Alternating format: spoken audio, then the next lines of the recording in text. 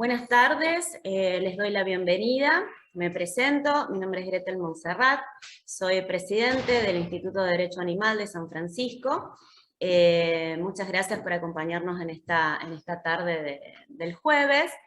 Hoy vamos a tocar unos temas que yo creo que básicamente tienen entidad propia, ¿no? Se presentan solos. Son temas, digamos, que son desconocidos por muchos, por la gran mayoría, diría yo, y también ocultados por unos pocos.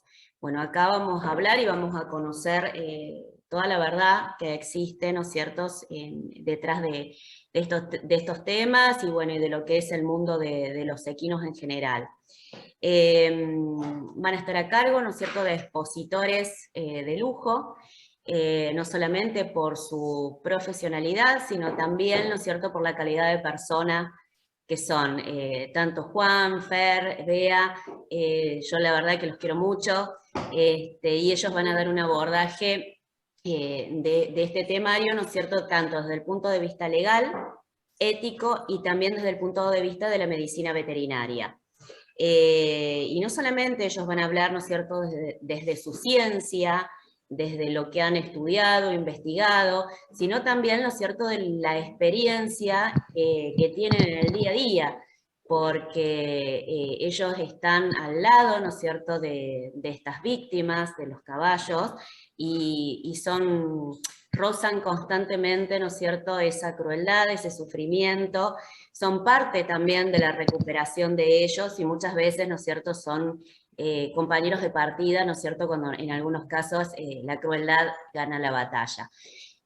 Bueno, yo no quiero extenderme mucho más porque el tiempo por este medio es bastante escueto, pasa rápido, y solamente agregar que, bueno, que mis colegas del instituto van a presentar a cada uno de los expositores formalmente, como corresponde, y después de cada exposición, ¿no es cierto?, les voy a pedir al auditorio, bueno, que vaya escribiendo sus preguntas por el chat y se van a realizar, pero después de cada expositor. Así mantenemos un orden y bueno, podemos aprovechar, ¿no es cierto?, lo más posible esta jornada. Así que muchísimas gracias.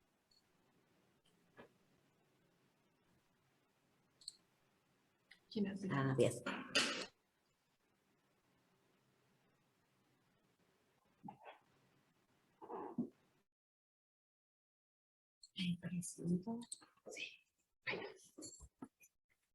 Buenas tardes, mi nombre es María Belén Medrano y formo parte del Instituto de Derecho Animal. A continuación damos la bienvenida a la doctora Norma Beatriz Datori. Ella es abogada, procuradora y mediadora recibida en la UBA. Es miembro del Instituto de Derecho Animal y especialista en la temática. Interviene en el rescate, denuncias y acciones de maltrato animal. También colabora activamente en el Centro de Rescate y Rehabilitación Equina. La doctora Beatriz es columnista semanal en radios, revistas y programas de radio. Ella es disertante en congresos nacionales e internacionales sobre prohibición de faena equina y granjas de yeguas preñadas. Por último, es autora del proyecto de ley Tenencia Responsable de Animales No Humanos y coautora del proyecto de ley Prohibición de Granja de Sangre de Yeguas Preñadas. A continuación me explica la doctora.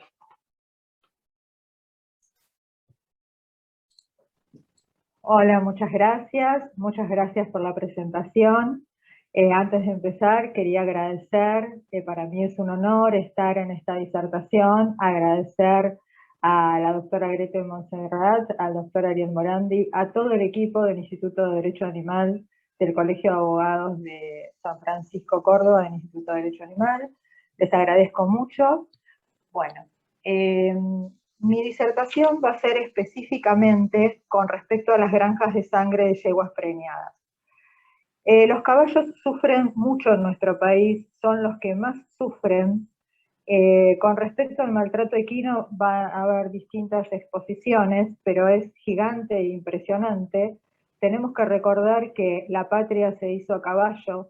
Gracias a los caballos nosotros somos libres. Las guerras, las batallas se ganaron arriba de los caballos, sobre ejércitos de soldados y caballos. Eso hace que nosotros debemos quererlos, debemos amarlos y considerarnos parte de nuestra familia. Dentro de los maltratos que tienen los caballos existen las granjas de sangre de yeguas preñadas.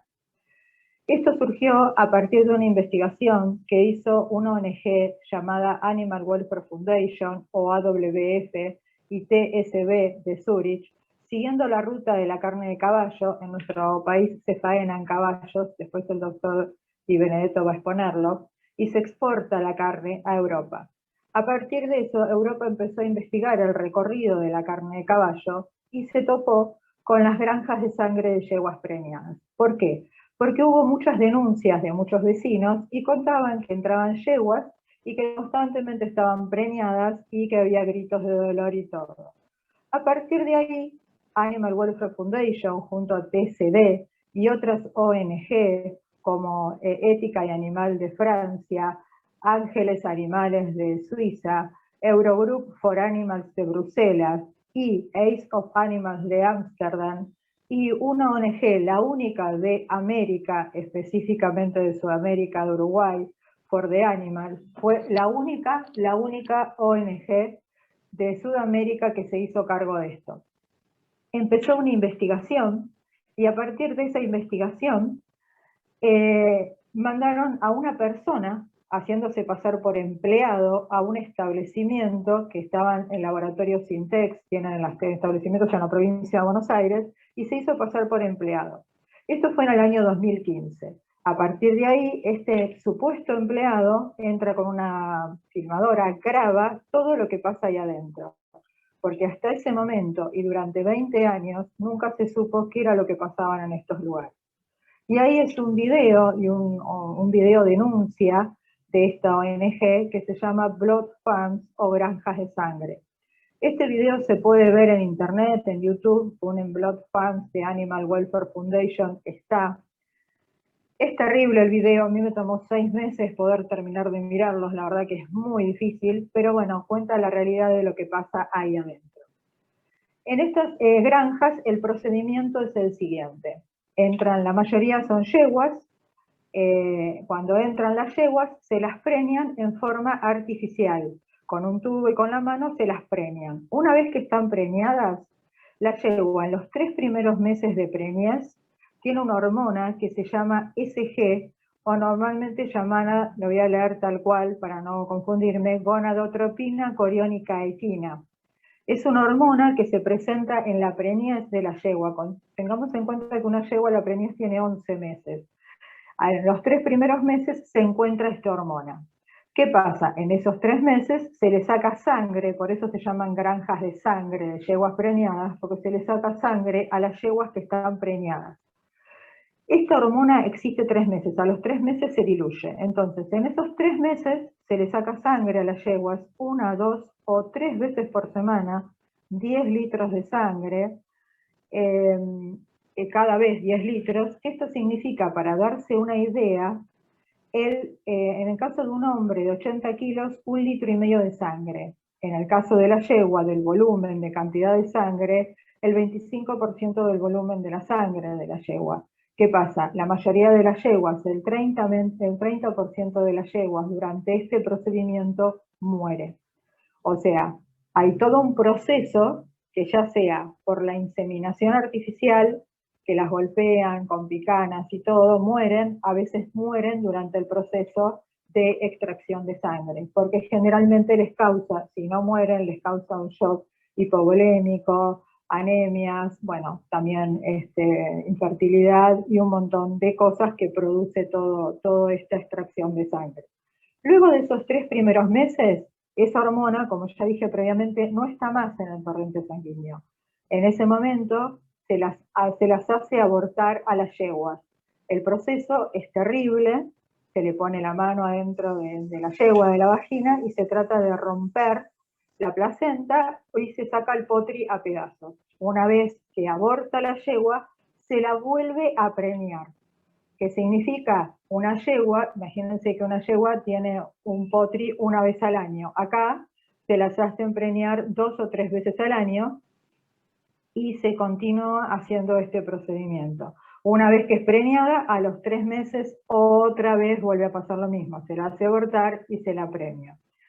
Si la yegua aguanta todo este proceso, la vida útil, según dice el video, y dicen los del establecimiento de las yeguas preñadas, la vida útil de una yegua que aguante los abortos, la cantidad de sangre y que pueda llegar a ser fértil es de 2 a 3 años, algunos dicen que puede durar 4 años. Pero ¿qué pasa? La mayoría de las yeguas mueren en el proceso, desde que ingresan porque se las tortura o picana, esto se ve perfectamente en el video denuncia. A veces mueren con la extracción de sangre o mueren con los abortos, o si no, después de 3 o 4 años, generalmente mueren o terminan en faena. La yegua, desde que entra a este establecimiento, va siempre a faena equina. Ya sea que muera en cualquiera de estas instancias o después, termina en faena equina. Nuestro país permite la faena equina, entonces luego de eso muere.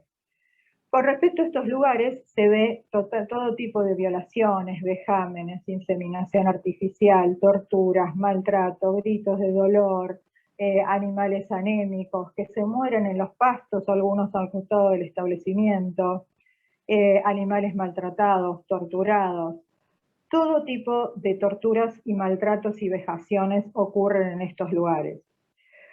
¿Cuál es el objetivo de esto? El objetivo de esta sangría de yeguas, que algunos lo llaman sangría de yeguas gestantes, es sacar una hormona, que como ya dije previamente, que se llama la SG, o también es llamada PMSG, que es la gonadotropina sérica de yegua gestante.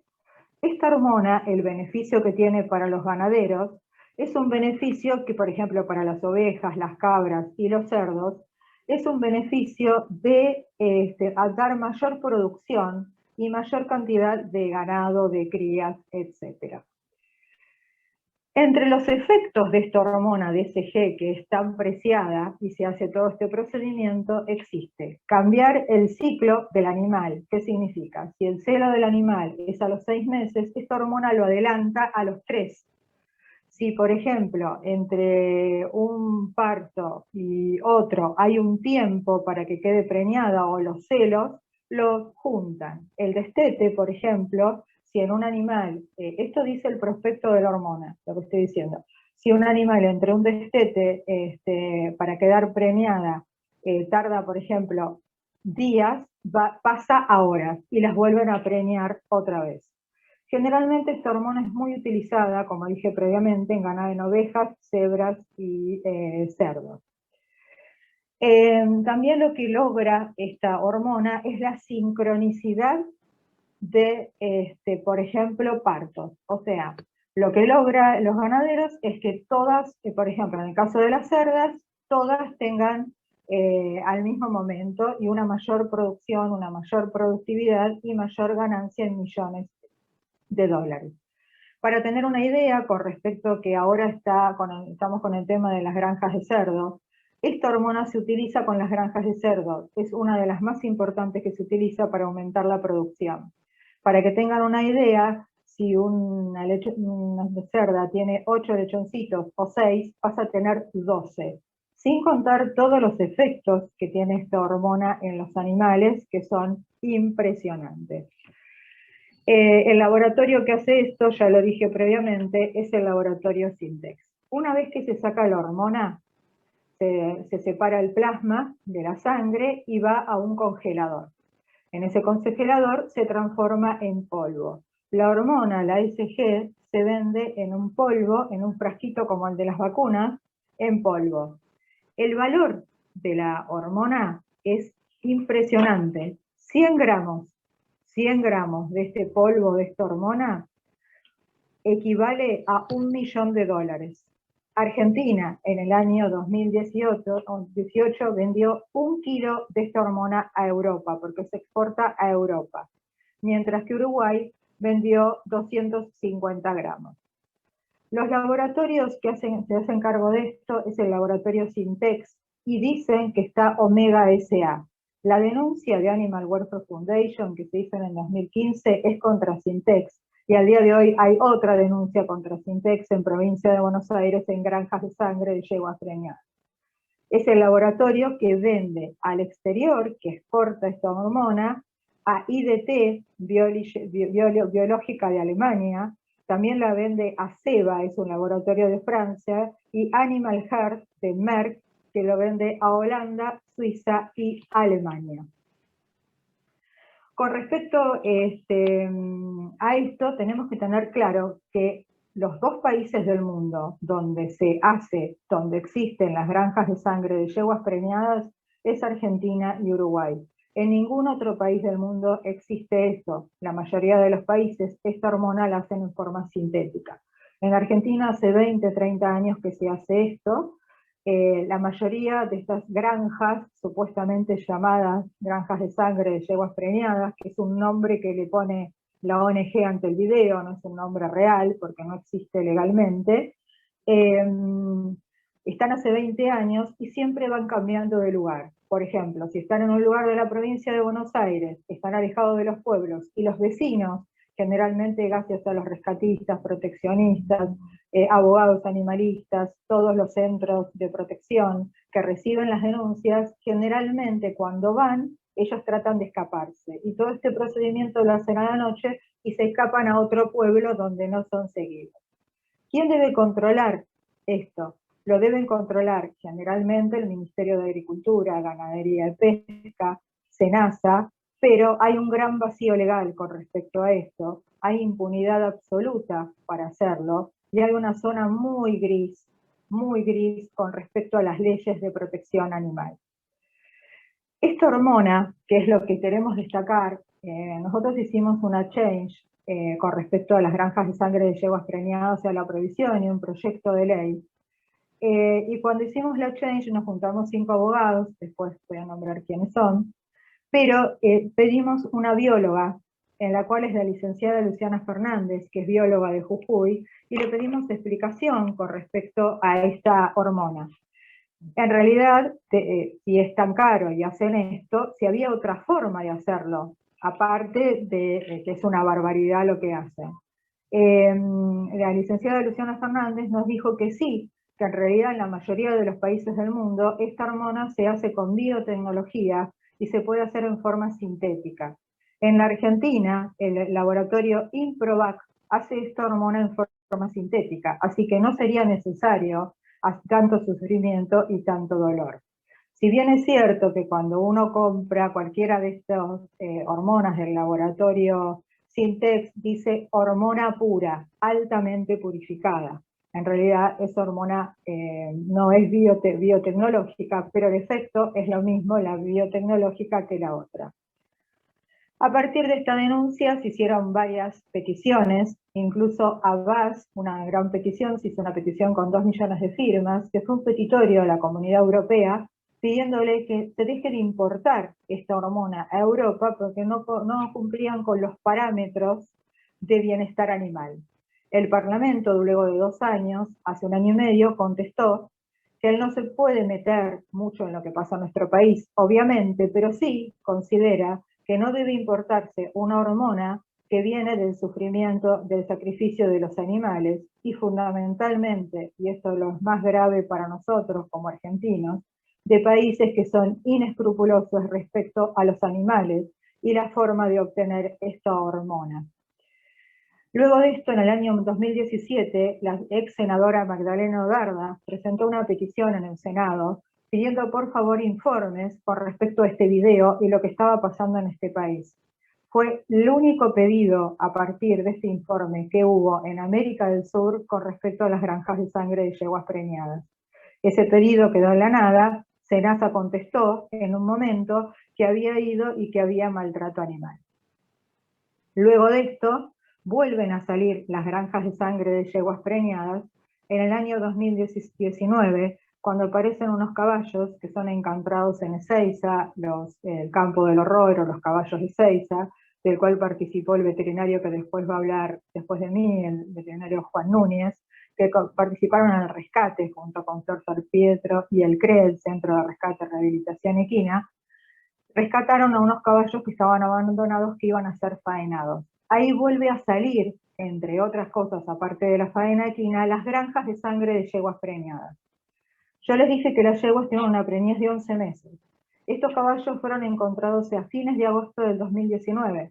En septiembre empezaron a nacer varios potris, septiembre, octubre, noviembre. Juan ha sido testigo de todos esos nacimientos, de todos esos potris. Imagínense que esas yeguas que iban a faena equina estaban preñadas de 10 meses o casi de 11 a punto de parir. Iban a ir igual a faena equina.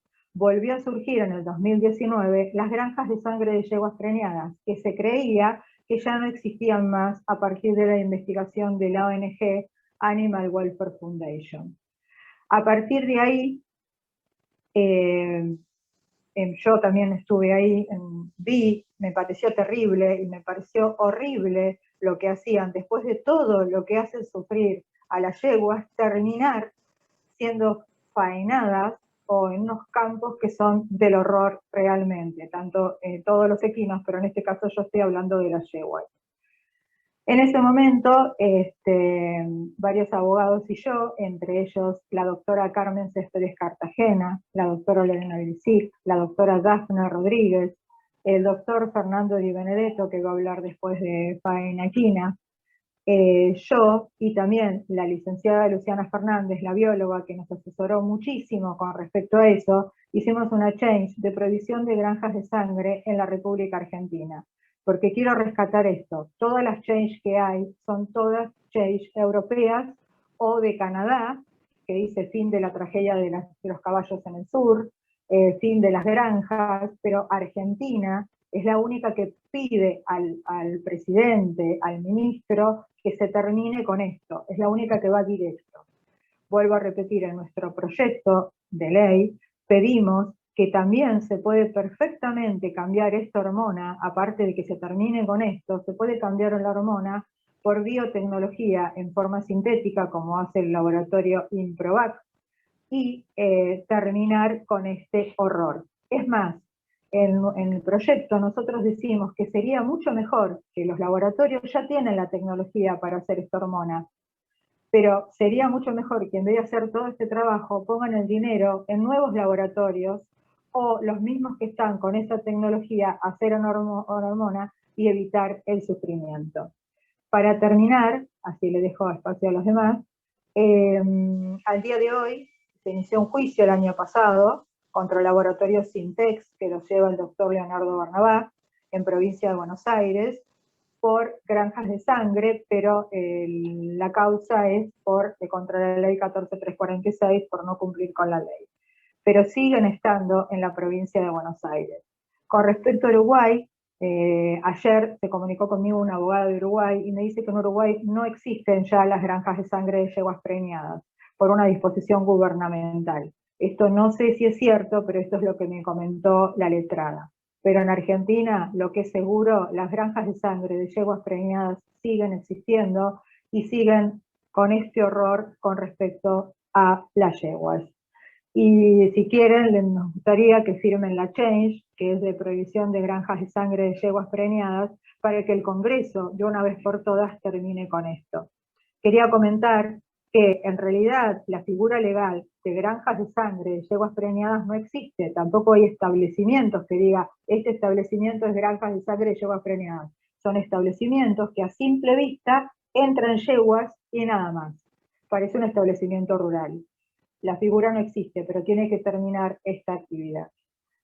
Bueno, hasta aquí llegamos. Si quieren ver el video, acuérdense, Blood Farms de Animal Welfare Foundation, si tienen ganas de verlo, que ahí surge la denuncia. Muchas gracias y bueno, estoy abierta a las preguntas que quieran hacerme y después de mí va a seguir el vete Juan Núñez, que ha estado en el campo del horror y el trabajo que ha hecho, y quiero decirlo, yo a veces me emociono cuando hablo todo lo que hizo él, Flor San Pietro, todo lo que hacían a la noche, a la madrugada, tratando de salvar esos potris, que a veces era imposible, pero le daban todo a esas yeguas, todos los potris, la vi a Flor llorando arriba de las yeguas, que algunas no podían parir, o con el pot, bueno, todas las cosas que han vivido, así que un beso gigante, que después viene Juan, y bueno, después Fer, que va a hablar de faena. Gracias, muchas gracias. Hola, buenas tardes. Mi nombre es Buenas Noelia tardes. Vivas. Sí. La pregunta de Ariel ya fue contestada, pero bueno, la hago igual. La pregunta es, Sí. si la hormona se podría hacer en forma sintética, ¿no habría sufrimiento innecesario tipificado por la ley 14346? Perfecto, sí, la verdad que está bárbara la pregunta, porque es la pregunta que nosotros hicimos.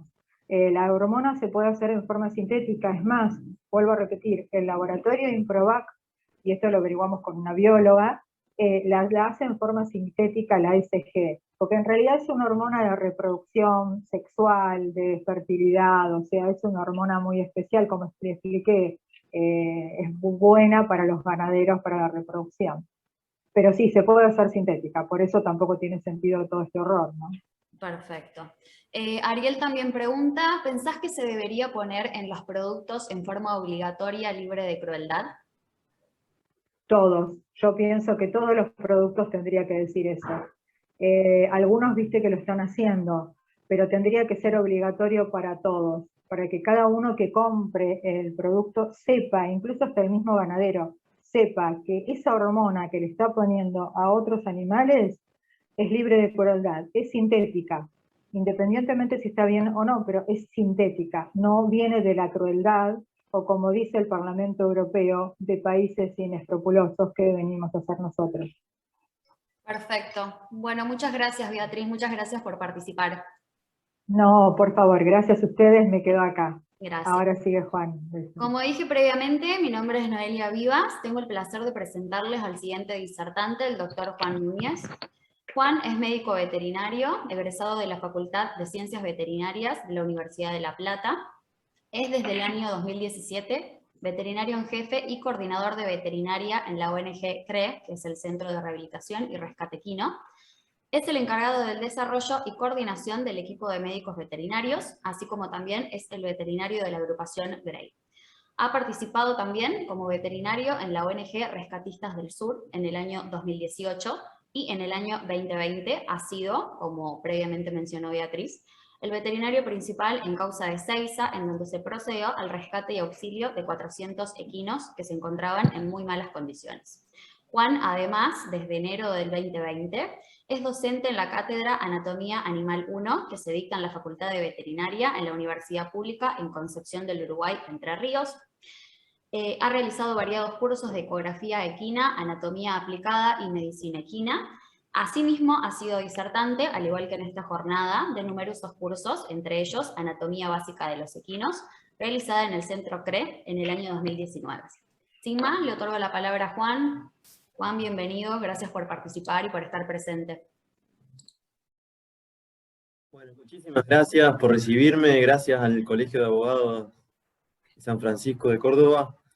La verdad que es un lujo compartir junto con amigos, con Bea, que expuso recién, la verdad que la considero mi amiga, además de una compañera en la lucha en este camino. Ariel también, y Gretel, que bueno, la verdad que hemos también hecho algunos trabajos juntos, también desde Entre Ríos, Fernando. La verdad que siento que estamos trabajando junto con amigos y estamos laburando también en el mismo camino, y eso la verdad que me llena muchísimo. Y me siento muy contento de estar acá, de que me hayan recibido, y muy agradecido. La verdad que el tema que elegí hoy es un tema bastante extenso. Elegí una propuesta también bastante compleja. Así que, bueno, vamos a pasar directamente a eso, así ya también después le dejo el espacio a Fer. Vamos a compartir la pantalla.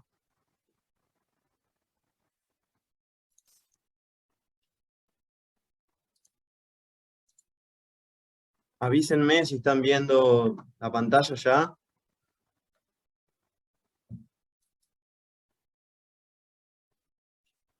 Bueno, ahí me dicen que ya se ve. Así que bueno, cualquier cosa me van diciendo. La idea es, bueno, avanzar bastante rápido porque el tema es bastante extenso. Mi idea era hacer un enfoque desconstructivo, como dice acá, un enfoque de la enfermedad vista desde varios ángulos, entre ellos desde la ética, entonces es bastante complejo lo que se propone.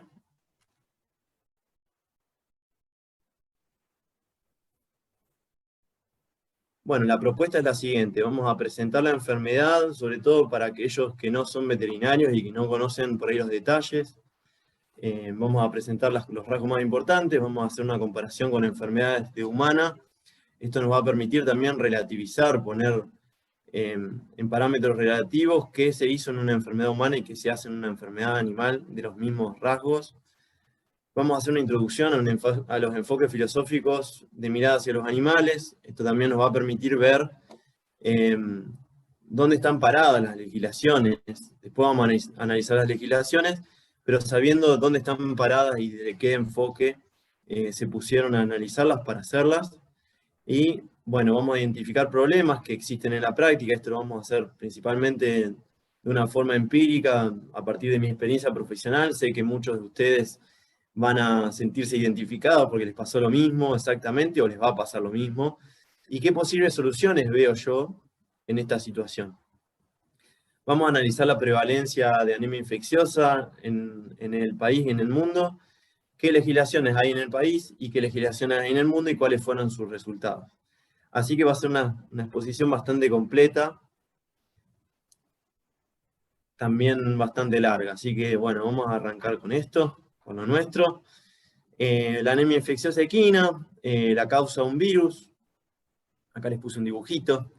El virus es un agente muy pequeño, muy microscópico, y en este caso solamente afecta al caballo, al asno y a la mula, es decir, que no va a afectar al humano, no va a ser zoonótico y no va a afectar a otros animales. Lo que tiene el virus como característica es que generalmente no tiene una cura específica, como son las bacterias, que generalmente tienen un antibiótico que lo mata. Entonces por eso no encontramos ni curas ni vacunas. Por lo menos esto es lo que yo sabía hasta el momento en que me puse a preparar esta charla. Ahora vamos a ver si están así. El diagnóstico, y esto es lo que nos dicen en la facultad también. Por eso es tan controvertida y por eso tiene tanta información esta charla. El diagnóstico, ¿cómo sabemos que el animal está enfermo de esto? Tenemos que sacar una prueba de sangre y la llevamos al laboratorio donde se hace una prueba de Coggins. Esta es muy barata y muy efectiva. En realidad hay otras, pero está bien que sea la más extendida porque es muy barata y muy sencilla de hacer. Hay que saber que si tenemos algún problema hay otras pruebas que también se pueden llegar a hacer.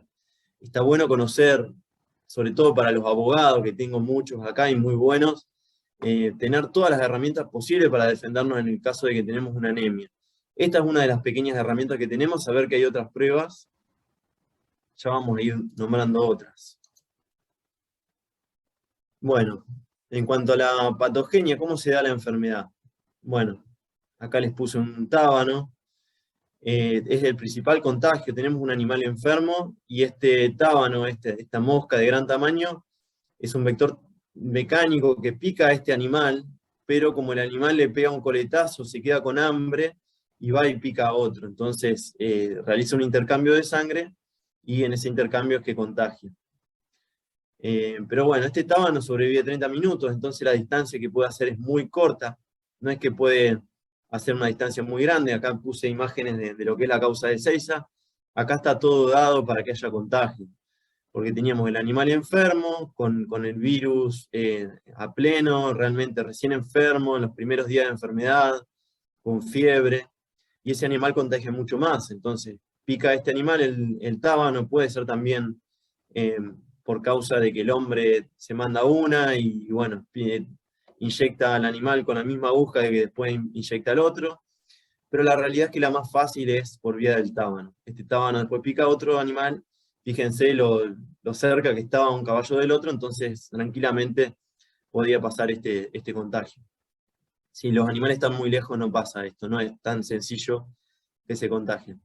Una vez que ingresa, va a infectar a los macrófagos, va a infectar unas células de la inflamación, se va a meter adentro de las células, y a mí como estudiante me encantaba este virus en particular porque se mete adentro del ADN, como un hacker que se mete directamente adentro del ADN de la célula y a partir de ahí empieza a manejar todos los tantos, empieza a crear proteínas virales. Súper interesante que haga esto, es el único virus que hace esto, por eso se llama retrovirus, es el mismo tipo de virus que el SIDA de los humanos. A partir de ahí, bueno, empieza a producir proteínas y la propia inflamación del animal es la que genera la mayor parte de los daños. Esto pasa mucho en las enfermedades, que no es el agente el que causa el daño, sino que es el propio organismo. Al generar una inflamación, una respuesta, esa respuesta es muy dura y termina dañando al propio organismo, además del virus en sí. Y bueno, todo este daño genera que se rompan glóbulos rojos y por eso tenemos la anemia, pero también tenemos daños bueno, en la médula ósea, en otros órganos. O sea, la anemia no es la única característica de la enfermedad. ¿Cómo controlamos que teniendo un positivo no se me enfermen todos los caballos de mi rodeo, digamos, de mi lugar, de mi ONG? Básicamente haciendo controles todo el tiempo. Cada vez que nos entra un caballo de afuera, tenemos que hacer un control de sangre, de la anemia infecciosa. Eliminación de positivos. Ahora vamos a ver y vamos a discutir cuáles son las posibilidades para eliminar un positivo. Con los repelentes de insectos también, controlar la carga de insectos y cuando llega un animal también poner en un corral alejado al resto y el manejo de la población. Esto es lo más sencillo. También hay situaciones en los hospitales, por ejemplo, donde hay boxes con mosquiteros. Esto nos permite también controlar la carga de insectos. Es también una medida muy práctica que en el CRE estamos a punto de aplicar cuando tengamos el dinero para hacerlo, ¿no? Tenemos los boxes y nos faltan las puertas y los mosquiteros y ya todos los caballos que lleguen van a estar en estas condiciones. Hasta ahora los hemos mantenido siempre en un corral alejado. Siempre ha sido nuestra medida. Cuando tengamos esta posibilidad lo vamos a hacer también. ¿Cuáles son los signos? ¿Por qué es importante conocer los signos? Porque muchas veces yo escucho que, incluso dentro de mi propio grupo de trabajo, que esta enfermedad no genera nada. Y la realidad es que no es así. Tiene signos, genera problemas en el animal y genera 4 tipos de presentaciones clínicas. Hay algunas que son sobreagudas, quiere decir que directamente se mueren. Otras que son agudas y presentan todos los signos clínicos. ¿Cuáles son esos signos clínicos? Fiebre, el animal está apático, o sea, no tiene ganas de nada, y lo vemos deprimido, tiene las mucosas blancas, empieza a presentar edemas, líquido en los 4 miembros, por ejemplo, abajo de la garganta. Lo encontramos más flaco, perdido de condición corporal, y no tiene hambre. Esto es lo típico de la enfermedad, puede presentar algunos más, otros menos. Y por último, obviamente se cae en el piso, como les había mostrado recién el caballito, que directamente no podía levantarse. De todas maneras, estas no son las más comunes son estas que voy a presentar, la tercera y la cuarta, y por eso la gente cree que no pasa nada con la enfermedad, porque la forma subaguda o crónica presenta signos más leves que, como el SIDA, se pueden reagudizar cuando el animal tiene un estrés. Esto se da cuando el virus es bajo y el animal más o menos con la inmunidad lo puede controlar. Y también hay una cuarta presentación que es subclínica o inaparente, que es la más frecuente y que directamente no tienen nada de nada.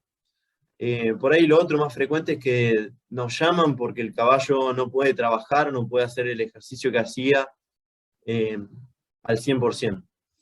Pero realmente las presentaciones subclínicas o de bajo costo para el animal son las más frecuentes. El tratamiento para esta enfermedad es, la realidad es que no existe uno específico. Esto tiene que ver con una concepción del animal, ya les voy a mencionar por qué. Se menciona la disminución del estrés ambiental. Fíjense lo poco que han avanzado en esta enfermedad. El soporte, con el soporte me refiero a la fluidoterapia, a darle vitaminas, a darle alimentación, a pararlo. Eso es el soporte. Y después vitaminas que elevan las defensas, al igual que pasa con el SIDA, ¿no? Que muchas veces se usan vitaminas y se usan cosas que permiten que el paciente, si bien no matamos nunca a la gente al virus, le damos vitaminas que permiten que el paciente se mantenga en muy buena condición. Hasta que yo empecé a preparar esta charla pensé que no había vacunas en absoluto. Eso me habían dicho en la facultad, me habían dicho en todos lados. La realidad es que, fíjense que me tomé el laburo de buscar fuentes fiables, en este caso la OIE, y bueno, Raustitz, que es una eminencia en medicina equina. La OIE menciona que hay vacunas a virus inactivado, o sea, virus muerto. Es lo mismo que en el caso del COVID, ¿no? Tenemos varios tipos de vacuna y varias formas de hacer las cosas. Virus muerto, con capacidad de protección, esta anduvo muy bien en China. Y también virus vivo, y fíjense que los datos son desde 1970. O sea que desde 1970 hay virus que funcionan, y la realidad es que nunca nos mencionaron nada. La verdad que me da un poco de bronca que haya sido así, porque es desinformación en algún punto. Lo que les pasaba con el virus vivo es que este virus mutaba y generaba enfermedad, así que la verdad que esta vacuna era bastante peligrosa, por lo que mencionan. Y otro problema que tuvieron también es que cuando sangraban al caballo para ver si era positivo o no al virus, se encontraban que la vacuna daba interferencia. O sea, les daba positivo y en realidad el problema era la vacuna. Esto también pasa con el COVID, que nos vacunan con el COVID y después nos dan positivos al diagnóstico. Así que bueno, tenían una preocupación con la vacuna vina, pero acá también lo menciona Raustitz, que existen vacunas en algunas partes del mundo que no se han generalizado. Esto tiene que ver también con la industria y el interés que tiene la industria por esta enfermedad y por curar los caballos. La realidad es que no sirven como deportistas y tiene mucho que ver con esto, que no se hayan generalizado estas vacunas. Las vacunas de virus completo son seguras, pero la vacuna de subunidad pueden potenciar la aparición de la enfermedad. O sea, las de virus vivo la verdad es que son problemáticas y peligrosas, por lo que menciona la bibliografía, pero las otras no, y han tenido muy buena efectividad. China las usó desde 1970 hasta el 90, y después volvió a la cuarentena, por una cuestión de que tenían muy poca enfermedad, realmente muy baja. Entonces volvieron a la cuarentena y dejaron de vacunar para detectar los enfermos rápidamente. Para comparar esta enfermedad con las enfermedades humanas, la verdad es que el SIDA es la que primero pica en punta, porque es el mismo virus, es un retrovirus. Este nombre se lo da esto que les nombraba, que hackea la célula y se le va directo al ADN, por eso se llama retrovirus. Pero bueno, tiene medidas preventivas más eficientes si se hacen bien las cosas, porque el contagio es solamente por vía sexual. En el caso de la anemia también se puede contagiar por vía sexual o por vía intrauterina, pero es menos común. Y por ahí el tábano resulta ser una cuestión más incontrolable. El tábano, la mosca son más incontrolables. En cambio, en este caso, si las cosas se hicieran bien y hubiera una buena educación sexual, la verdad es que se podría controlar sencillamente. Los signos clínicos de la anemia del SIDA son controlados por medicamentos, pero esto también podría pasar con la anemia. Yo creo que no hay un desarrollo acorde con lo que pasa. Esto para mí es una cuestión de que no importa. Incluso llegaron a crear pastillas para no contagiar. O sea que hay un desarrollo tal de la enfermedad y del control de la enfermedad que se llegaron a crear pastillas para tener una relación sexual y no contagiar a la otra persona. Hay otras enfermedades que han pasado a lo largo de la historia, como lepra, viruela, donde había muy mala formación de los profesionales que actuaban directamente. La lepra ni siquiera se conocía la enfermedad, qué era lo que pasaba. Presentaban mayor contagiosidad, eran más contagiosas. El grado de los signos clínicos, las personas la verdad que sufrían horrores, y encima se morían. Yo vi una película donde se morían reyes. La realidad es que se morían todos, se morían mucha cantidad de gente, y sin embargo en ninguna de estas enfermedades se planteó la eutanasia de humanos. Siempre se planteó el aislamiento de los enfermos. Esto por una cuestión de cómo veían a los pares, lo veían como pares. Todo esto que vemos anteriormente, y bueno, lo que comentaba Bea también en la charla anterior, tiene que ver cómo vemos al animal, y por esto quería comentarles también esta situación filosófica de cómo se ve al animal.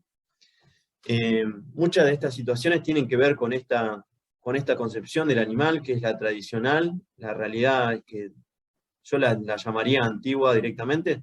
Yo estoy planteado directamente en la tercera, pero bueno, voy a buscar la manera de silenciar un poco mis juicios y hablar sobre esto. La forma tradicional es ver al animal como inferior. Esto se basa en las escalas naturales, se basa en que el animal estaba, el hombre en realidad estaba un escalón por encima del animal porque era más inteligente, entonces el animal era inferior, por debajo del animal teníamos los seres invertebrados y por debajo de eso las cosas inanimadas como las piedras. Era como un escalón donde el animal era un ser inferior y por lo tanto el hombre podía hacer lo que quisiera con ese animal. A lo largo del tiempo, más que nada en el siglo XVII, empezaron a aparecer ciertas cosas, empezaron a aparecer seres, personas que les importaban los animales, les importaba lo que sentían y principalmente se preocupaban por el dolor, porque creían que los animales eran inferiores pero que sí sentían dolor, entonces empieza a aparecer esto de maximizar el placer en los animales y reducir el dolor. Sigue siendo una mirada antropocéntrica basada en el hombre, pero ya se empieza a pensar en el bienestar de los animales. O sea, lo seguían utilizando, lo siguen explotando, pero con maximización del placer y reducción del dolor. Después llega lo que es el animalismo, donde creo que todos los exponentes de estas charlas estamos parados desde este lugar. Se puede nombrar a Reagan como alguno de los antecedentes, hay muchísimos, y una defensa férrea de los derechos de los animales. Esto se basa principalmente desde la filosofía en creer que los animales tienen también una vivencia propia de todo lo demás, de toda su vida, y que merece también todos los otros derechos. Así que es una mirada más biocéntrica, es una mirada a partir del animal como ser, y no es a partir del hombre. Esto, ¿cómo se contempla? A partir de la ética. Vamos a nombrar la ética aplicada en este caso. Después vamos a analizar las leyes, pero en este caso la ética aplicada, voy a nombrar un referente de mi facultad, que ha sido mi docente de ética veterinaria, que dice en una de sus publicaciones: no tiene sentido considerar solo la perspectiva de un ser humano que desmerece su entorno planetario. O sea, sería extremadamente egoísta considerar solamente la perspectiva del humano, debido a la misma razón por la que no es posible una concepción desde el bios, en desmedro del etos y las afecciones humanas. O sea que no podemos considerar qué le pasa al animal y destruir al hombre. Eso también desde la ética aplicada estaría mal. Si la construcción de una teoría ética, racionalmente fundada, es en definitiva una pretensión de lucha contra el egoísmo, se presenta como atendible en su misma constitución el reconocimiento de que no puede prescindirse totalmente de él. La exigencia convergente es la de contar con ambas perspectivas a la hora de abordar conflictos concretos o tomar decisiones. O sea que la realidad es que en algún punto tendríamos que tener una situación donde tendríamos que tener estas dos perspectivas en la toma de decisiones. Sería muy importante que en algún momento haya un comité interdisciplinario, y la realidad es que estas regulaciones que voy a presentar a continuación se tomen a partir de esos comités. ¿No? La realidad es que esto no pasa. Vamos a analizar un poco cuáles son las regulaciones y de qué puntos fueron planteadas. Estas regulaciones las tomé directamente desde la página oficial de SENASA, así que no hay nada inventado, lo que sí hay muchos resúmenes, porque la realidad es que necesitaba acortar la charla lo más posible, para que todas puedan exponer también.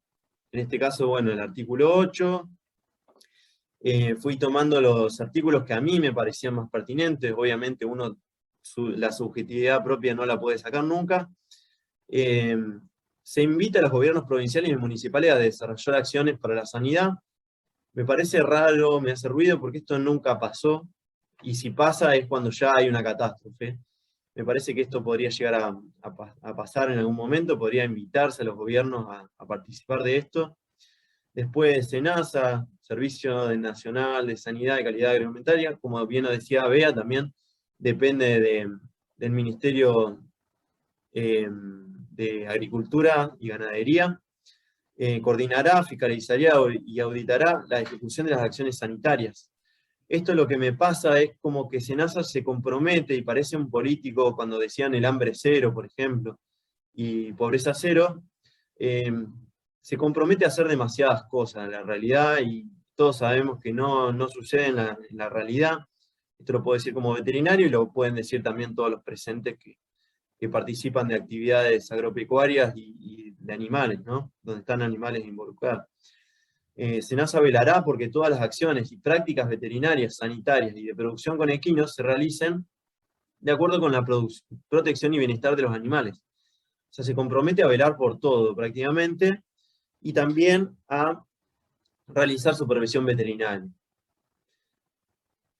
La realidad es que me parece algo demasiado exigente para sí mismo, porque muchas veces SENASA cuenta con un solo veterinario para un departamento donde hay 3.000, 4.000 productores de 5 especies diferentes. Me parece una locura que simplemente lo planteen. Y bueno, también obviamente se autoriza a sí mismo a dictar y modificar las normas técnicas complementarias, lo cual me parece un error me parece un error, porque como les comentaba antes, me parece que ya a esta altura de la vida deberíamos tener comités interdisciplinarios, e incluso que piensen de formas diferentes y complementarias. El programa de control que plantea SENASA, fíjense los objetivos, que más que nada esto para contrastarlo con lo que les decía antes de las miradas filosóficas. Fíjense qué es lo que persigue: elevar la productividad y rentabilidad de las empresas ganaderas, mejorar la calidad de los productos equinos. Fíjense si en algún momento nombra el bienestar de los animales, o que los animales estén bien de alguna forma, digamos, o si contempla a los animales como seres. Elevar el nivel sanitario de la producción equina para facilitar el comercio exterior. O sea, si eleva el nivel sanitario no es porque a los animales le importan, sino para facilitar el comercio exterior. Conseguir la participación activa y responsable de los criadores, ganaderos e industria. En este punto también planteo lo mismo que planteé antes con el tema del Estado. La realidad es que SENASA se manda solo a hacer un laburo que es imposible, y estaría bueno que realmente consiga el apoyo de la actividad privada en este caso, que se hagan cargo. Y esta charla tampoco es el hecho de exponer a SENASA, sino que creo que hay varias partes involucradas, y en este caso creo que todos deberían participar para lograr un mejor objetivo, ¿no? El propósito de este plan que plantea SENASA es lograr el aumento de la producción, estimulando la inversión en el sector, con disminución de costos de producción. Fíjense que todo el tiempo está hablando de cosas económicas, prácticamente estamos hablando de la escala natural, estamos hablando de algo extremadamente antiguo, ni siquiera del bienestar animal no se nombra nunca en este programa de control. Los objetivos es reducir las pérdidas económicas producidas por las enfermedades de los equinos. O sea, las enfermedades no es que nos importan, sino que nos importa son las pérdidas económicas. Fortalecer el comercio internacional de equinos y sus productos, minimizando los riesgos sanitarios. Básicamente nos importa la guita, los animales no nos importan para nada, es lo que nos está diciendo esa norma.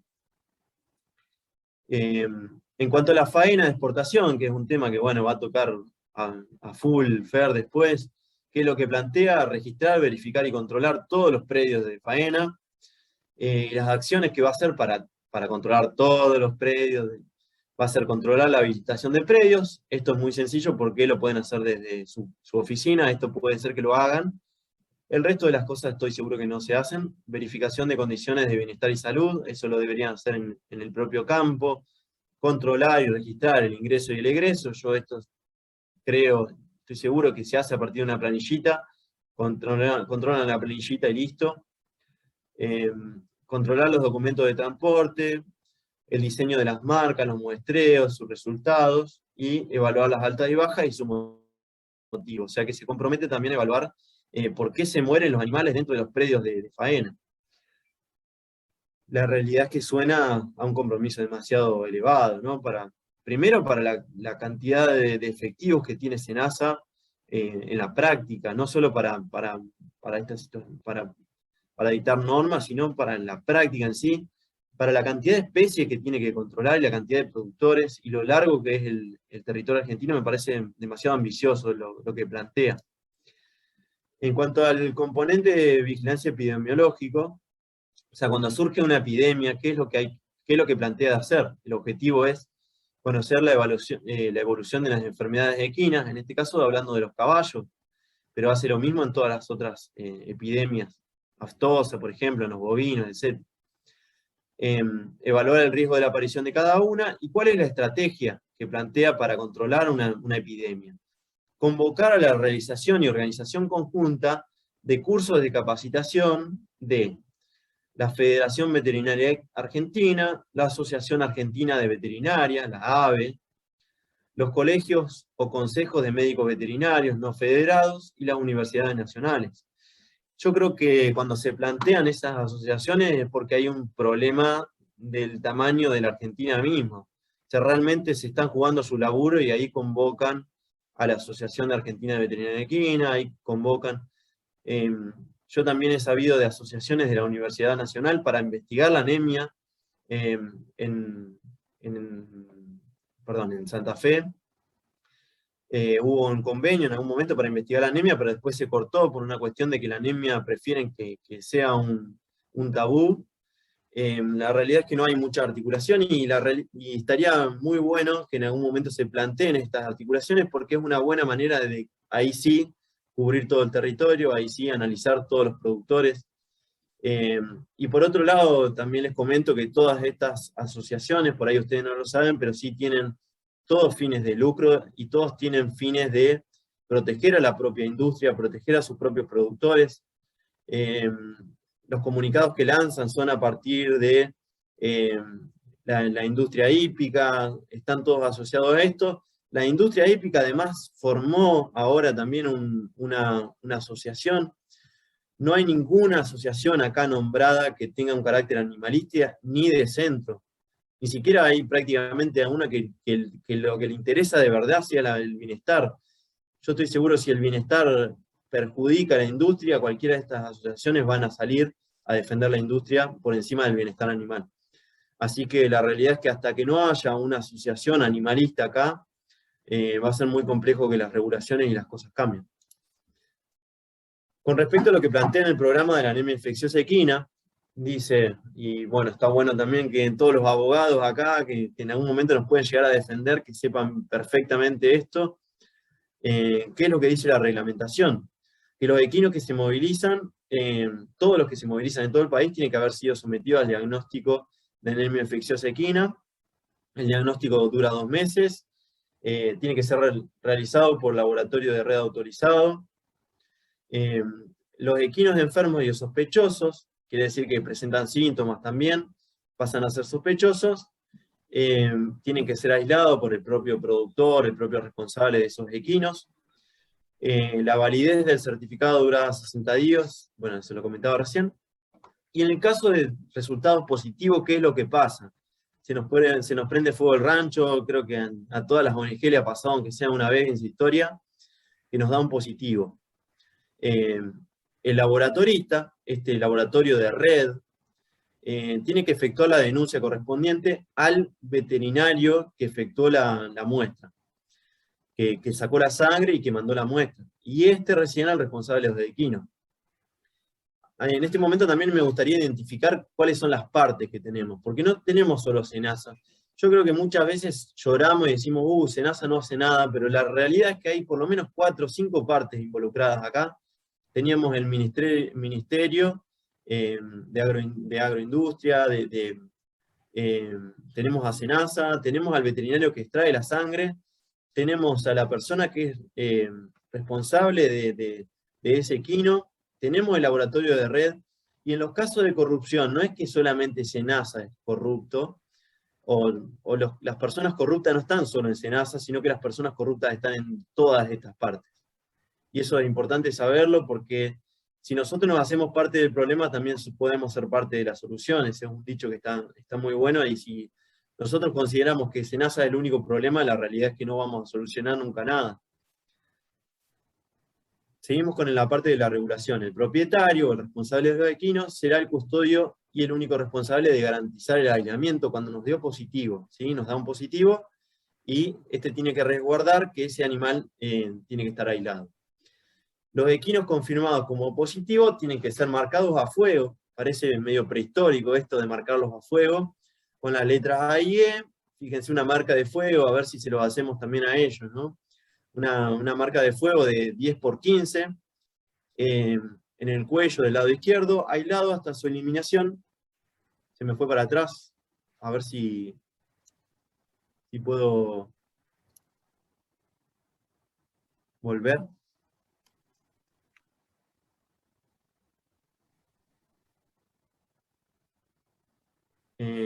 Control remoto. Hace rato que no uso el Zoom, así que a ver si lo puedo volver. A ver si alguien me ayuda a comentar.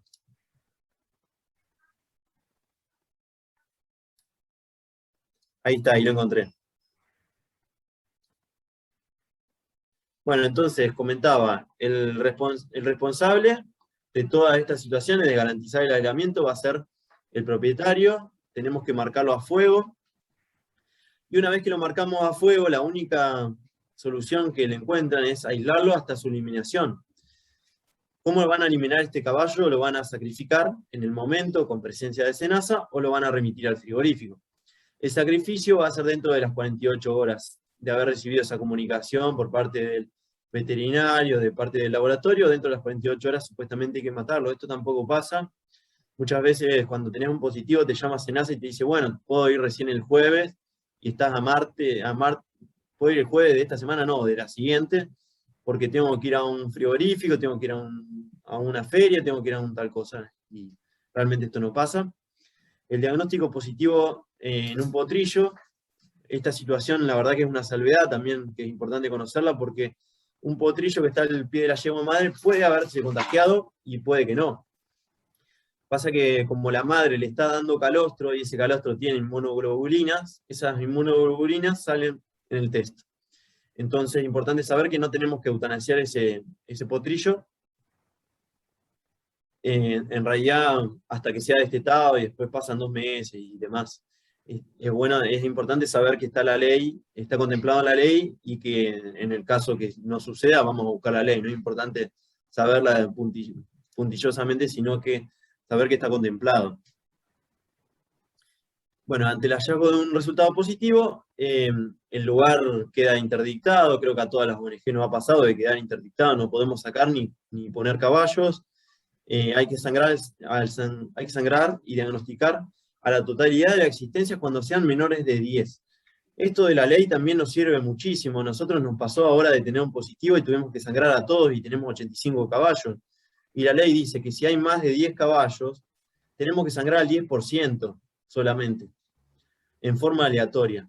Esto es lo que dice la ley. O sea, realmente yo sangraría siempre a todos por una cuestión de que si hay otro contagiado también manejar la enfermedad, pero la verdad es que a veces por una cuestión económica es importante no tener que sangrar a 85 caballos, representa un costo altísimo. A nosotros nos salía 35 lucas, por ejemplo.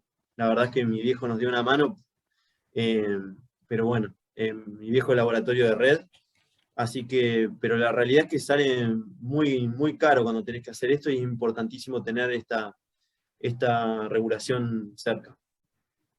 Juan, después tenés la posibilidad de realizar un segundo diagnóstico. Sí. Te interrumpo. Te quería decir si podíamos ir redondeando, porque falta todavía otro disertante y tenemos algunas preguntitas para hacerte. Bueno.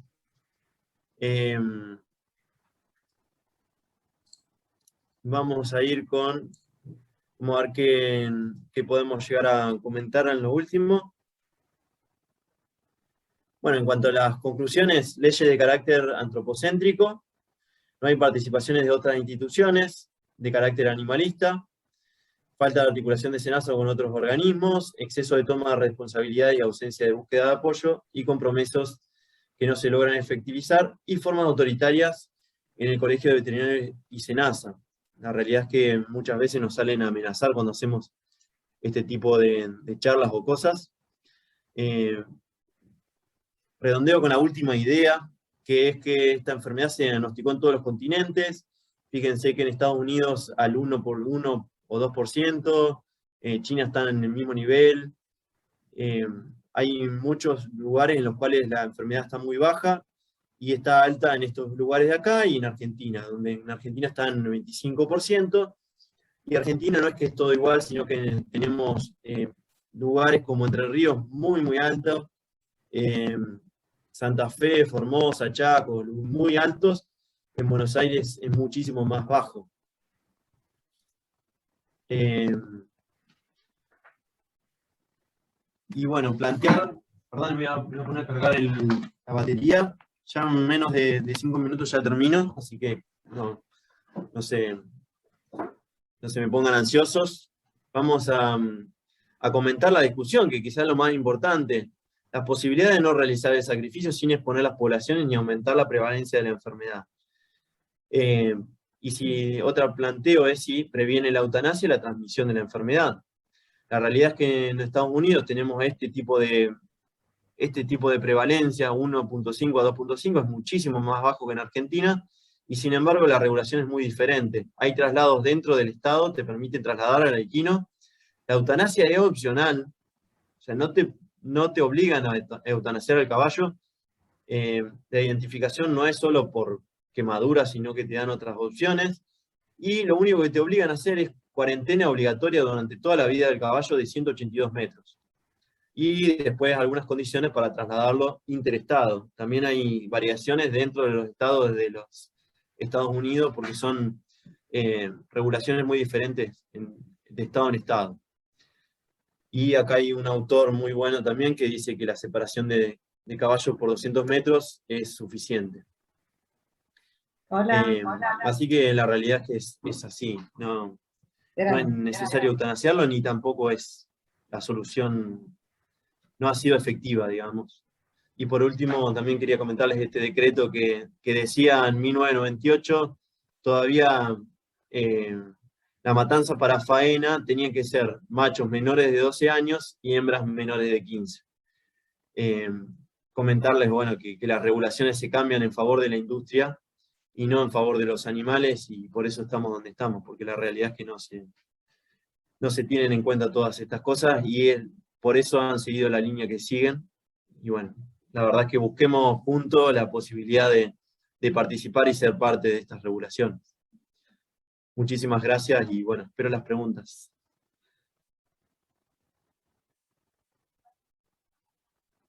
Bueno, y me disculpo también por tardar tanto. No. Sacarle el tiempo a Fer. Hola, buenas tardes. Mi nombre es Rosina Ruiz, soy miembro del instituto. Te agradecemos la participación y la excelente disertación. Y bueno, te voy a leer las preguntas que realizaron. Si esa hormona se puede hacer en forma sintética. Perdón. ¿Qué solución o alternativa puede plantearse para preservar la vida de los ejemplares afectados, resguardando a su vez el derecho a la salud de los otros ejemplares equinos? Y bueno, lo que comentaba era una situación muy posible, el hecho de guardar una cuarentena estricta de 182 metros, podría ser de 200. SENASA nos ha incluso dicho que tiene que ser 2 kilómetros. O sea, para que tengan una idea, que SENASA aquí es mucho más estricto que en Estados Unidos, y sin embargo los resultados que tienen son mucho más malos. Pero bueno, si esas cosas se hicieran bien. Entiendo también que estamos en Argentina y que, como les decía antes, la corrupción no es solo de un organismo, sino que somos todos un poco más corruptos, y que quizás si dijeran 200 metros, las cosas no sucederían como tienen que pasar, y se corrompería muy rápido y tendrían muchos errores, pero esa es una posible solución. Otra posible solución es enviar los caballos a una zona endémica, se ha planteado, a una zona donde hay 70% de los establecimientos ya enfermos con anemia. Hay muchas soluciones para plantear. La realidad es que yo nunca eutanasiaría a un caballo.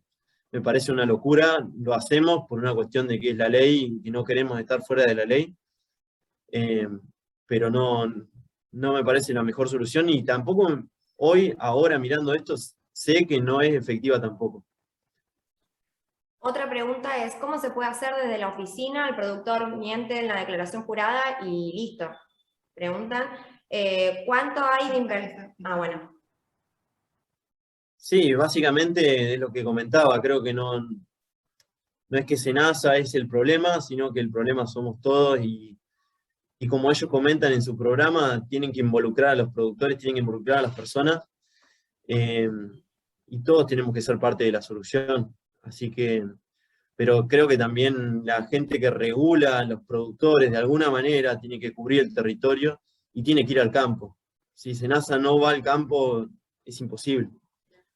Tiene que ir al campo y tiene que ver cómo están las cosas de verdad, no solo los papelitos, porque los papeles se truchan en 2 segundos. Así que bueno, creo que la solución es esa, pero que a veces no cobran lo suficiente, que a veces no está la plata para viajar tanto, que muchas veces terminan ellos mismos de las oficinas de SENASA trabajando en veterinarias para llegar a fin de mes, ellos me lo han comentado, así que bueno, tampoco es que ponerlos en tela de juicio a pleno y decir que son un desastre, porque no es, la situación no me parece que sea así. Otra pregunta es, ¿cuánto hay de inversión en Argentina en el desarrollo de alguna vacuna para AIE? No, yo creo que nunca se planteó, digamos, que existía. Creo que se negó la oportunidad de que alguien la desarrolle. Creo que también existe esto de que para que algo se desarrolle tiene que haber un beneficio económico atrás. Por eso el SIDA tuvo tal repercusión, por algo existen esas cosas en el SIDA, porque realmente hay un público que lo va a pagar. Creo que la prueba de Coggen, por ejemplo, que se hizo tan efectiva y tan voluminosa, tiene que ver con lo barata que es y una solución que es barata y que se puede llegar a extender. Si acá a un productor le decís que a un caballo le tienen que pagar también a un productor X, ¿no? No digo las ONG, pero digo la gente que tiene caballos en general, le decís, este caballo no te sirve para deporte, tenés que pagar 2 lucas la vacuna o el tratamiento y no lo va a hacer. Otra pregunta, ¿considera posible la existencia de santuarios para positivos en AIE? Sí, totalmente. Totalmente creo que se puede hacer. Incluso en Entre Ríos, que ahí está lleno de lugares endémicos. La realidad es que Ceibas es un lugar donde está lleno de caballos enfermos. Se podría hacer tranquilamente, hay lugares enormes. Es cuestión de plantearlo simplemente. Obviamente, como todo santuario, muchas veces uno está, como ONG, a veces es difícil, lo veo feo, porque en los santuarios muchas veces se retiran los caballos y no se miran más. Estaría bueno que como todo se haga bien. No es cuestión de la propuesta en sí, sino que se haga bien, ¿viste? Lo mismo que planteaba de la cuarentena de 182 metros. Si se hace mal, la realidad es que es una mala idea. No depende a veces de la idea, sino de cómo se lleva a cabo. La última pregunta, la reflexión o consideración, ¿estarías en contra, obviamente, de la eutanasia de los caballos? Sí, yo no lo planteé, pero bueno, yo tengo una perspectiva animalista, entiendo también a otras personas que no lo tienen y yo considero que el animal es el centro, entonces nunca estaría de acuerdo, me parece que es lo mismo que matar a un humano que tiene COVID. Me parece una locura directamente. Entiendo igual que en mi perspectiva animalista no me puedo perder y no puedo hacer que un animal de polo que vale $1 millón se enferme por el afán de salvar a uno. Entonces, no puedo hacer que la gente pierda $1 millón porque yo quiero salvar un caballo. Entonces, hay que considerar eso también. Pero sí creo que es una locura y que hay 1000 soluciones para hacer las cosas bien. Incluso se podría ser mucho más efectivo. Creo que los resultados que han tenido han sido muy malos, que no han tenido resultados. Entonces, en base a eso, creo que sería una locura no cambiar. Creo que es una locura mantener lo que está. Porque se están matando los caballos, se lo está marcando a fuego y no tienen resultados. O sea, me parece que nos deben explicaciones más que otra cosa. Bueno, muchas gracias, doctor Juan Núñez. Agradecemos la participación y la excelente disertación. A continuación voy a presentar al último disertante de esta jornada, el doctor Fernando Nicolás Di Benedetto, quien es abogado, juez de falta, escribano, especialista en Derecho Tributario y Notarial, consultor psicológico orientado hacia áreas de Derecho Público y Derecho Público Animal, presidente de la Asociación de Magistrados y Funcionarios de la Justicia de Faltas de Entre Ríos, abogado apoderado de la Fundación Mi Reino por un Caballo de Paraná Entre Ríos, Fue disertante del primer Congreso Virtual Internacional de Derecho Animal del año 2020, disertante en numerosos encuentros, conversatorios y jornadas nacionales y provinciales sobre derecho animal, profesor invitado en la Diplomatura de Derechos del Animal de la Universidad de Rosario, asesora ad honorem de numerosas ONGs de defensa animal de la provincia de Entre Ríos, profesora a cargo junto a la doctora Adela Pérez del Viso de las jornadas bimodales de Derecho Animal de la Universidad Católica de Cuyo, de sede San Luis, profesor a cargo del curso online Introducción al Derecho Animal, autor de los artículos Tracción a Sangre, Derechos Animales y Justicia Social, Especismo o Justicia, Experimentación en Animales no Humanos. Bueno, doctor Fernando Nicolás Di Benedetto, tiene la palabra. Bueno, muchas gracias a todos y a todas, gracias por estar acá. Gracias Gretel, Ariel y a todos los chicos y chicas del Colegio de Abogados de San Francisco. Gracias Bea, gracias Juan por esas espectaculares exposiciones. Increíbles los dos, me encantaron. Bueno, vamos a empezar rápidamente porque es poco el tiempo. El tema de que me toca es faena, ya un poquito habló Bea, un poquito habló Juan, porque es inevitable hablar, porque la violencia es interseccional y está todo interconectado, sobre todo en el tema del caballo. Voy a partir con una introducción, y es que la historia nos dice de que el caballo es el animal domesticado más explotado en la patética historia del Homo sapiens, en la patética historia del hombre, ¿sí? El caballo motivó que nazcan por primera vez los movimientos animalistas y las entidades y los primeros antecedentes de lo que hoy conocemos como ONG. Esto se debe a una terrible realidad que vivían en la época que se llamó el período del infierno de los caballos, que son las últimas 3 décadas del siglo XIX, sobre todo en Gran Bretaña, en donde morían miles y miles y miles y miles de caballos, incluso con la montura puesta, con los recados puestos, los que eran principalmente usados para transporte de carga y transporte de personas. Esto motivó que se creara, por ejemplo, la primera sociedad protectora de animales, que fue la Sociedad Real Británica, en 1824, por la terrible situación de los caballos, que después sería convalidada y dado el carácter real por la reina Victoria, que era una gran amante de los animales y una gran defensora de los animales, lógicamente en el contexto del siglo XIX. Incluso hay un dato muy interesante: el año 1877 es el año llamado del infierno de los caballos en Inglaterra, y motivó que una escritora muy famosa de esa época, Anna Sewell, escribiera un libro paradigmático y muy, muy interesante que se llama Belleza Negra, Black Beauty. Se ha ido traduciendo acá a España como Azabache, ¿sí? Pero en realidad ella, en esta historia, que es una historia juvenil, el protagonista es un caballo negro, y revela esta historia el cruento tratamiento de los équidos en ese periodo de la Londres de fines del siglo XIX, en donde bueno, la realidad era terrible, y ella creó esta obra literaria en clave y ayudó muchísimo a disminuir el tratamiento tan coercitivo de los caballos. Bueno, lógicamente los caballos no solamente fueron usados para los usos o los propósitos más tradicionales, como es la TAS o el transporte, sino que también, como dijo Bea, se ha usado para guerras, para minas, para apertura de canales, los usos industriales del caballo, no nos olvidemos. Y hay otro dato muy interesante, que fue la fuerza disruptiva, la fuerza revolucionaria de los caballos tan atrofiados y tan explotados, que eso aceleró el paso de la tracción a sangre al motor de combustión interna, justamente por estas fuerzas disruptivas de los caballos que se rebelaban cada vez más contra esta opresión sistemática, y fueron los primeros antecedentes de una verdadera agencia animal, de una verdadera autonomía, y hoy es entendida como que los animales tienen la capacidad también de protestar, ¿sí? Y de poner resistencia frente a las condiciones de explotación.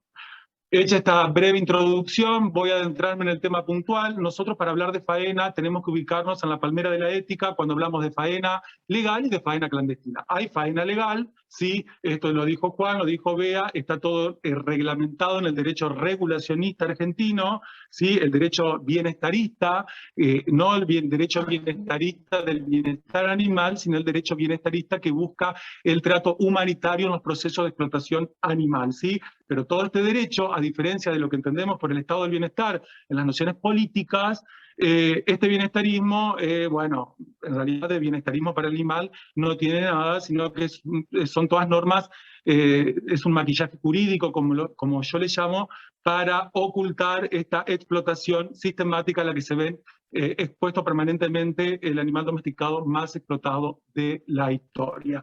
Y a su vez también digo que es el animal más explotado y es el animal más sofisticadamente explotado, porque el caballo, a diferencia de otros animales domesticados, tiene un halo muy confuso, en donde la cultura le ha atribuido estos parámetros de libertad, de nobleza, de hidalguía, ¿sí? Que en realidad es un eufemismo absurdo, porque como bien decían mis compañeros que hablaron antes que yo, la realidad es algo totalmente distinto. Bueno, vamos a ubicarnos. ¿Qué es la faena en términos legales? La faena es un proceso sanitario que se ordena y que consiste en, entre comillas, el sacrificio del animal para que su carne pueda ser consumida en el mercado, ¿sí? El mercado humano. Bueno, el tema de la faena es la desembocadura de un montón de formas de explotación, sobre todo entramos en toda la tipología de la 14.346, que es la ley penal, que tipifica las conductas lesivas de estos bienes jurídicos de los animales, que no es otro que el derecho del animal a vivir libremente, a tener integridad física y a no ser objeto de asesinato y de expoliación. Empezamos que la faena, ¿sí? Inclusive la faena legal, viola todos estos preceptos, porque hoy en Argentina es imposible hablar de faena sin hablar de maltrato, ¿sí? Sin hablar de maltrato. Pero ¿cómo ha sido la historia de la faena en Argentina? Bea lo ha explicado muy bien en otros congresos, y fue una de las primeras que habló de faena. La faena, el primero que prohibió la faena fue San Martín, en donde en el cruce de los Andes, por las condiciones, ¿no? Lo que hemos aprendido todo en el colegio, que fueran condiciones climáticas extremas, un esfuerzo monumental y apoteótico el cruce de los Andes, y lógicamente, bueno, perecían los animales, perecían los caballos, y San Martín prohibió puntualmente a su soldado que se atentara contra el caballo y que se lo faenara para consumo, porque era considerado por San Martín el caballo un par, ¿sí? Tan igual como cualquier soldado en esta conquista de la libertad. Luego también lo seguiría Rosas, sí, fue el primer gobernador Rosas en que prohibió la faena porque consideraba que era una traición al animal. Luego damos un salto y fue Perón quien sistematiza en términos normativos, creando un decreto en donde prohíbe también. Perón era amante de los animales. Si bien Perón la prohíbe, deja subsistente esto que dijo Juan de que se prohíbe la faena en hembras menores de 15 y en machos menores de 12, ¿no? Pero bueno, fue un gran avance.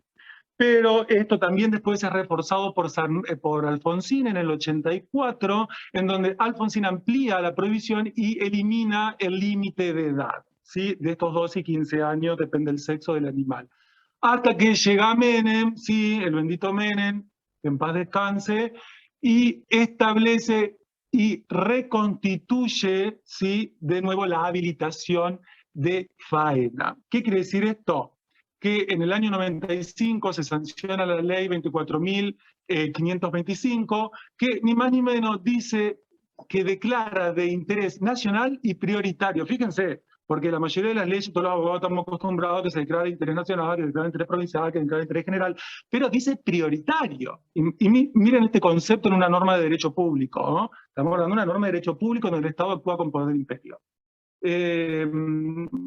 Dice que se debe, con carácter prioritario, fomentar la comercialización, la industria, la producción, la promoción de la carne de ganado equino y todos sus productos y subproductos, ¿sí? Bueno, es una ley absolutamente antropocéntrica, es un derecho eminentemente regulacionista, especista, porque como decía Juan, el animal como ser sintiente, con capacidades cognitivas, con una proyección de vida, con autonomía de preferencia, está invisibilizado totalmente. Es decir, esto es todo un mecanismo económico que está orientado a un beneficio. Pero bueno, estas leyes son el resultado de un sistema de creencias muy arraigado en nuestra sociedad, en donde este sistema de creencias nutre a los diversos estamentos, entre los cuales está el poder público y las políticas públicas, y entre los cuales está la sociedad, en donde se desarrolla la cultura.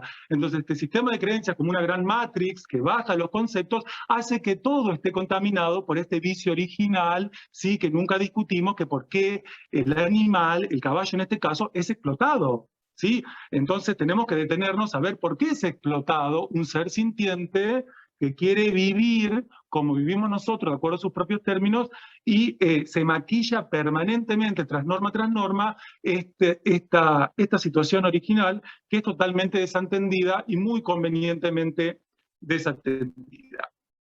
Bueno, el horror de la faena se centra, lógicamente, en dos grandes espacios físicos. Uno es un espacio previo, que es como dicen las resoluciones del SENASA, porque son horrorosas todas, la 856, la 146, todas del año 2010, que, bueno, hablan de cómo tiene que ser la faena, y, bueno, como decía Juan, es todo encaminado al control y a la verificación.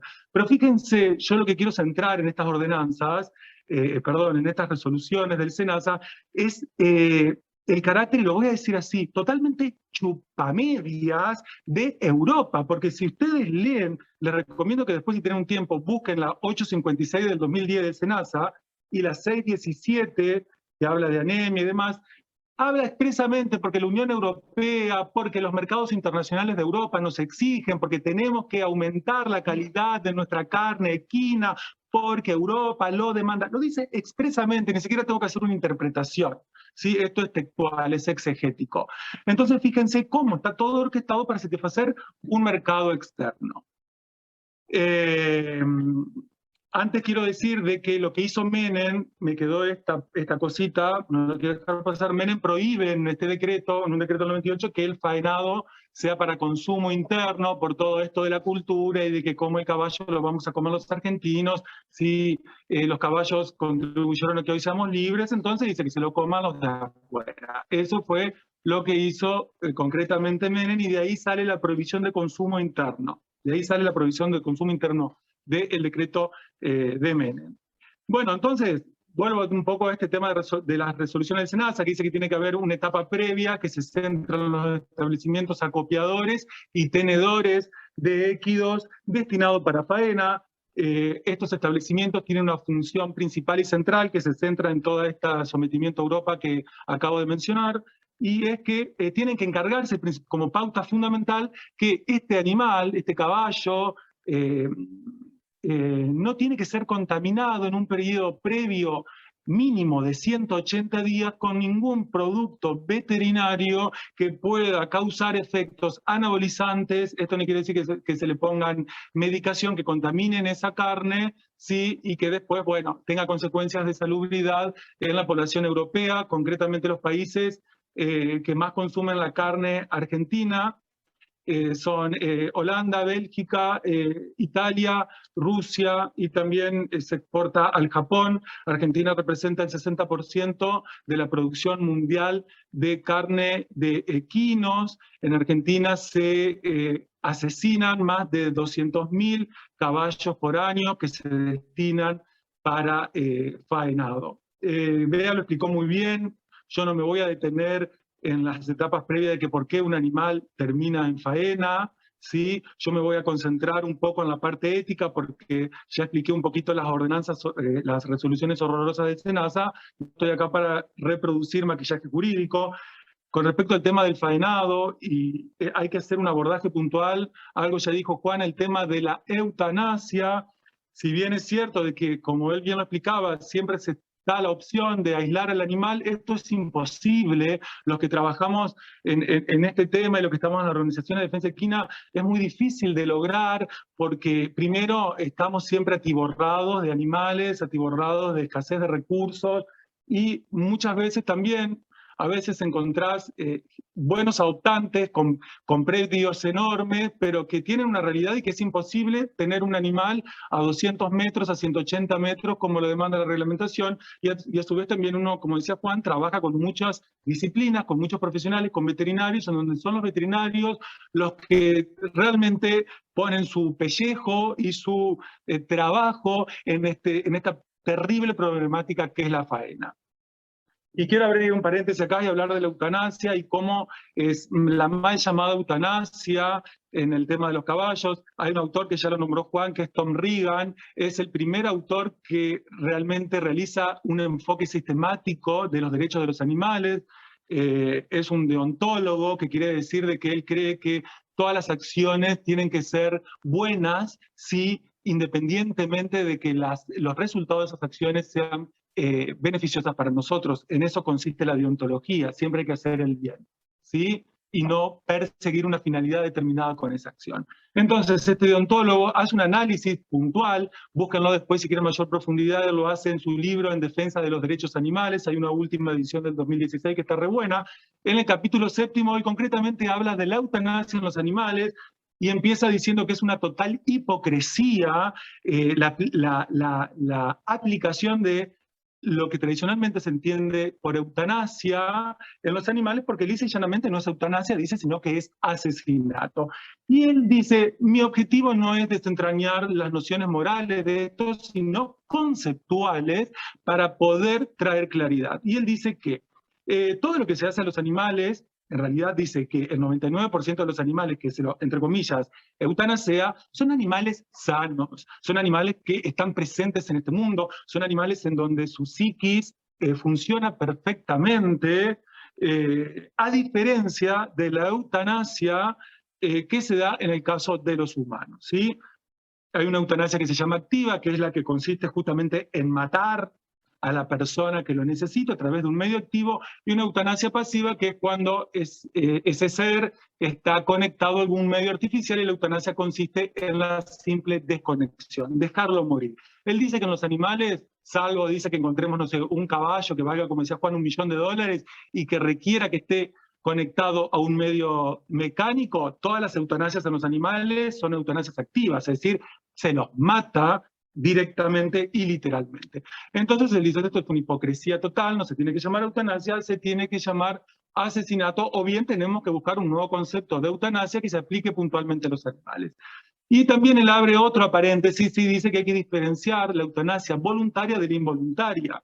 La eutanasia voluntaria es cuando yo, por ejemplo, si tengo una dolencia y quiero que me eutanaseen, lo pido, ya sea en forma previa, expresamente a través de términos claros, o bien a través de un sistema de preguntas en donde yo como paciente puedo asentir si tengo mis facultades lingüísticas limitadas por el padecimiento. Entonces, es decir, la eutanasia voluntaria es cuando está claro que yo puedo expresar mi voluntad para que terminen con mi vida, ¿sí? Mientras que la involuntaria es aquella en donde yo no puedo expresar mi voluntad, ¿sí? Porque, por ejemplo, estoy conectado a un medio mecánico y mi psiquis no está presente en este mundo, es decir, yo no puedo razonar ese procedimiento de petición.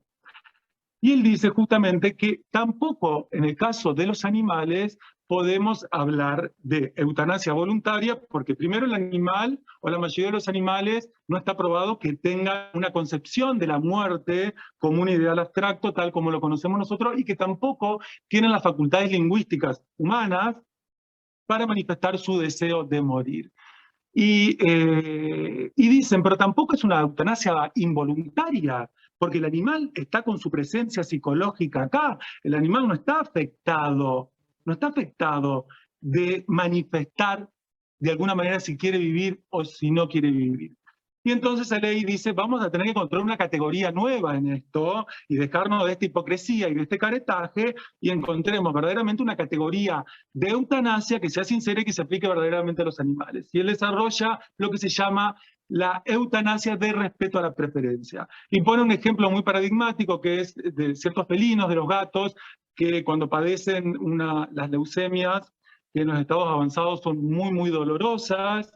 Entonces, bueno, él dice, acá nosotros no tenemos que tratar de interpretar si ese felino, si ese gato entiende su muerte y la puede manifestar.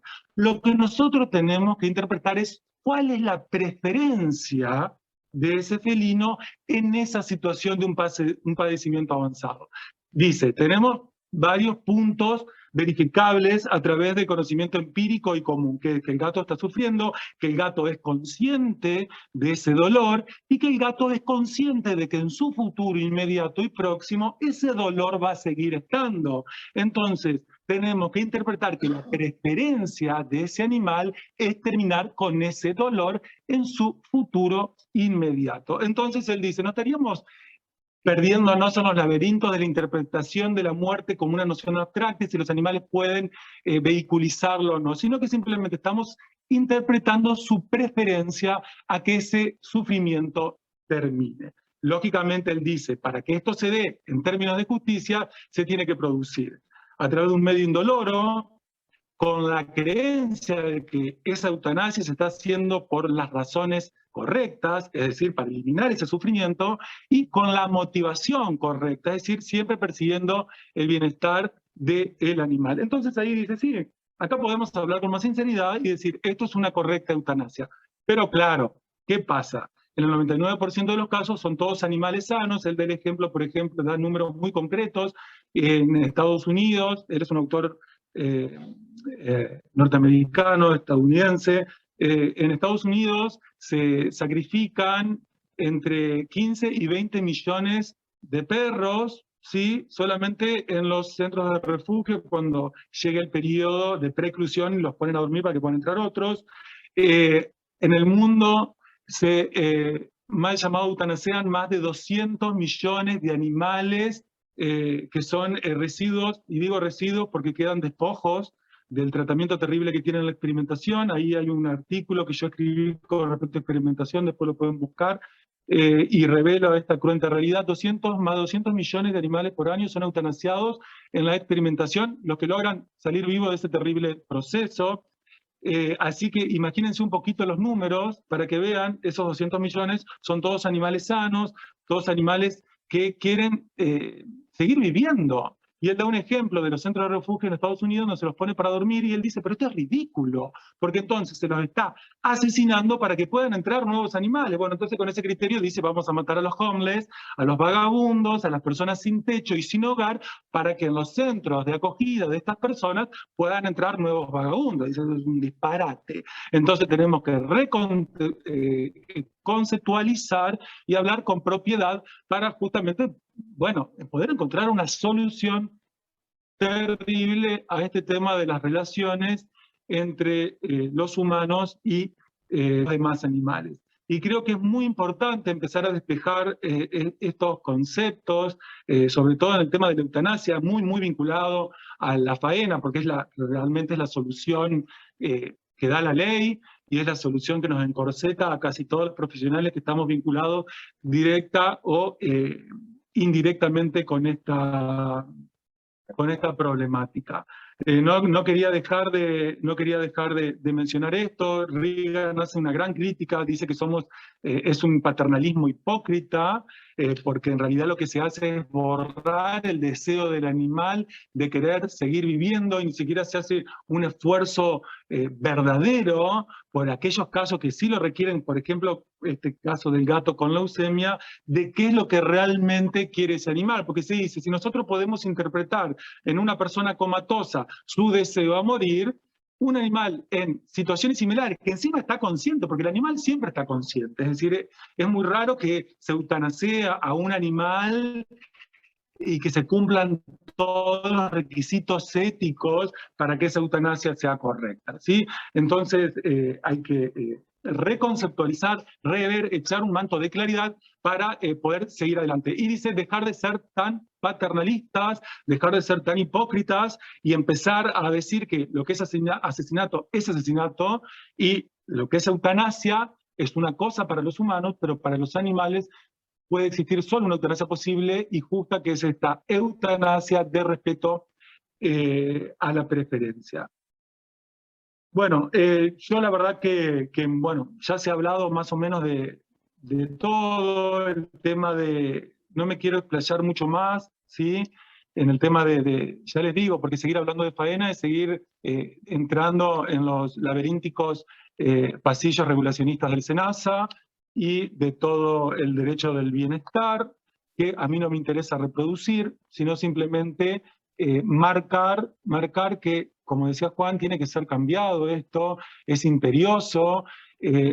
Argentina es un país que tiene una tradición ganadera muy fuerte, que por ahí otros países no la tienen, y esto también hace que sea muy difícil defender al caballo, porque, bueno, no solamente es difícil atender al caballo, inclusive en los animalismos, en los movimientos animalistas, muchos, que es lógico, ¿no? Muchos proteccionistas rehuyen de la defensa real del caballo porque es muy costoso, son animales muy grandes, son animales que también representan un gran peligro cuando uno está trabajando con ellos, sobre todo para los voluntarios. Y a veces, bueno, lógicamente hay una inclinación natural por ahí a volcarse en otros domesticados que también corren una suerte similar y horrible a la de los caballos. Todo nuestro derecho es un derecho instrumentalizador, es decir, nunca se toma al animal como un fin en sí mismo, sino que el animal es un medio para satisfacer el fin humano. Tenemos bueno, como yo lo he dicho en otras charlas, esto obedece a una fuerte, entre otras cosas, una fuerte tradición filosófica que separó definitivamente al hombre de los animales y de la naturaleza, consolidada sobre todo con Kant, pero empezó mucho antes de Kant. Y también por la tradición religiosa, no nos olvidemos de esto, que esto es muy importante. Nosotros tenemos dos grandes fuentes que nutren el antropocentrismo, y una es la religión, y la otra es la cultura. Dentro de la cultura se ubica la filosofía ha hecho estragos en la profunda separación entre los animales y humanos, porque, como lo que decía Juan, fue la filosofía la que ubicó al hombre allá arriba, diciendo que el hombre tiene capacidades cognitivas que el animal no tiene. Inclusive cuando se describe una nueva capacidad cognitiva de un animal, de una especie, de los etólogos, la industria, el mercado y el sistema se encarga de crear una nueva barrera cultural para invisibilizar ese nuevo descubrimiento cognitivo del animal. Pero los animales no solamente, y los caballos puntualmente, no solamente tienen facultades cognitivas, tienen deseos muy profundos, inclusive tienen, hoy en los animalismos, en los movimientos animalistas está muy debatido el tema del tratamiento de la sexualidad de los animales. Se habla de que le coartamos la sexualidad, porque los últimos estudios conductuales no invasivos revelan que si los animales se los deja, los animales eligen la reproducción, pero también eligen el sexo por placer. Por ejemplo, los lobos solamente tienen la capacidad de autocontener su sexo, y en las manadas solamente tienen derecho a la sexualidad del macho alfa y la hembra beta, y el resto de los miembros del clan y de la manada no tienen derecho a la reproducción. Fíjense si eso no es detentar agencia política, democrática y autonomía para que sus intereses sean representados en los procesos deliberativos, que no es ni más ni menos que, por ejemplo, que no existan estas normas horrorosas y que los intereses de los animales sean verdaderamente representados en las políticas públicas. Entonces ya tenemos toda la evidencia nace con nuestra interacción diaria con los animales, cuando vemos a nuestro perro, a nuestro gato, manifestar sus deseos, sus intenciones y sus preferencias. A algunos les gusta la sombra, a otros el sol, a unos les gusta comer una determinada comida, a otros no, a algunos les gusta pasear más, a otros menos. Mis perros, a uno le gustan las fotos, a otro no le gustan las fotos, a uno le gusta el sillón, a otro no le gusta el sillón, y así un sinfín de manifestaciones que revelan la capacidad de los animales. Lo que pasa es que estamos permanentemente, los que estamos en estos movimientos, marcando que los animales sienten, que los animales piensan, que los animales tienen proyecciones, tienen deseos y buscan sus propios fines, que son distintos a los nuestros, pero no significa que sean menos importantes. Así que, como conclusión, es crucial empezar a cambiar la normativa del tratamiento de los caballos en Argentina, porque es una normativa que hay que destruirla a través de un proceso democrático, ¿no? Esto es parte del proceso democrático. Lo que estamos haciendo acá es parte del proceso democrático. debatir, discutir, controvertir para cambiar el paradigma y que ese paradigma nutra de un derecho más justo, de un derecho en donde realmente haya una igual consideración de intereses independientemente de los beneficios o no que podamos obtener de esa instrumentalización. La instrumentalización de los animales tiene que desaparecer, además el mundo se está cayendo a pedazos, la evidencia está más que a flor de piel, así que hoy la mayoría de los grandes autores están orientándose y diciendo esto, no nos compliquemos la vida, ya tenemos una vasta experiencia y una rica literatura animalista que marca los fundamentos cruciales de que por qué los animales tienen que ser reconocidos como sujetos de derecho, ¿sí? Y sumado a ello un sinfín de pruebas, de test y de experimentos que no solamente revelan la sintiencia y la conciencia, sino que también revelan la autonomía, la preferencia y los deseos de los animales. Y por último, quiero decir que inclusive el caballo, que es una especie paradigmática de sintiencia, los últimos estudios hechos sobre peces, por ejemplo, hay un autor, si quieren ampliar, que se llama Bright White, que dice que gran parte del error que durante milenios el hombre ha creído que el animal no sentía es porque se creyó, por ejemplo, de que los peces no tenían dolor, sino que cualquier manifestación de dolor era entendida como una nocipercepción o una nocicepción, que es cuando es una respuesta automática y refleja cuando los receptores del dolor le mandan la información a la espina dorsal de esa lesión. Pero es algo automático, ¿sí?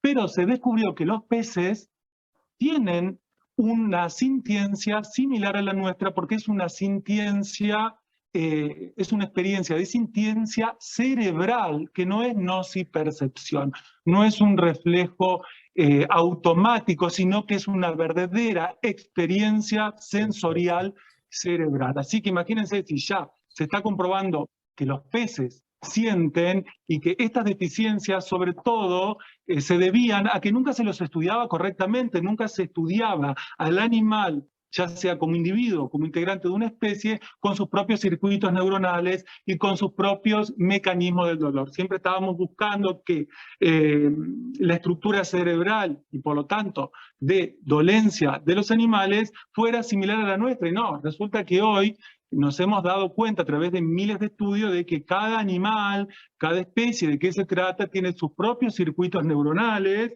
y sus propios mecanismos de recepción del dolor, que no es ni otra cosa que transformar esas experiencias externas, que pueden ser malas o buenas, en mecanismos cerebrales, ni más ni menos es lo que nos pasa a nosotros. Es decir, experimentamos dolor cuando nos pellizcan. Estimado Fernando.